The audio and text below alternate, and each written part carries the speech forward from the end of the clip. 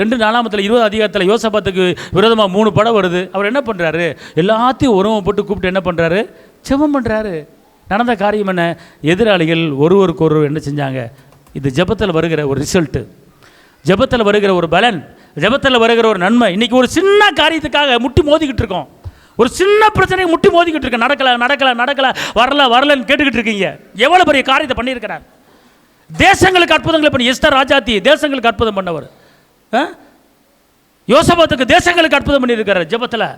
பேதுரு சிறைச்சாலையில் இருக்கும்போது விசுவாசிகள் ஜெபிக்கும் போது தூதன் இறங்குறாரு. இதெல்லாம் ஜெபத்தில் நடக்கிற ஒரு காரியங்க.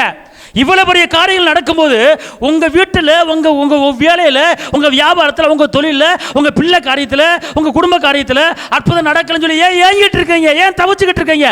இதையெல்லாம் தியானம் பண்ணி பாருங்க. இதெல்லாம் இவ்வளோ பெரிய காரியம் பண்ணவர். உங்கள் விஷயமெல்லாம் ஒரு சின்ன ஜுஜிபி அவருக்கு. அல்லேலூயா, அல்லேலூயா. இன்னும் பிரச்சனை இன்னும் தீரல என்று புலம்பாதீங்க.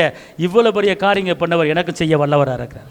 இவ்வளோ பெரிய காரியம் செஞ்சவர் என் மகனுக்கு ஒரு நல்ல வாழ்க்கை அமைச்சு கொடுக்க போறாரு. இவ்வளோ பெரிய காரியம் செஞ்சவர் என் மகளுக்கு நல்ல வாழ்க்கை அமைச்சு கொடுக்க போறாரு. இவ்வளோ காரியம் பண்ணவர் என் குடும்பம் கட்டப்படும், என் குடும்பம் வாழ்ந்திருக்கும், நான் அவருடைய பிள்ளை அப்படிங்கிற காரியங்கள் நீங்கள் சொல்லுங்க. எவ்வளோ பெரிய காரியத்தை பாருங்க. இதெல்லாம் ஜெபத்தில் நடந்த காரியம்.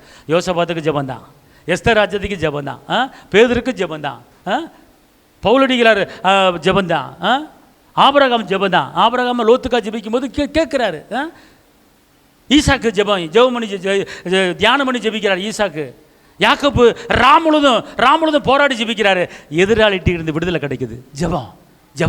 எதிராளி இருக்கானே என்ன கலங்காதீங்க. உங்க எதிராளியை போட்டு தள்ளக்கூடிய வல்லமை ஜெபத்தில் இருக்கிறது. உங்க எதிராளி உங்க சார்பாக வரக்கூடிய ஒரு வல்லமை ஜெபத்தில் இருக்கிறது.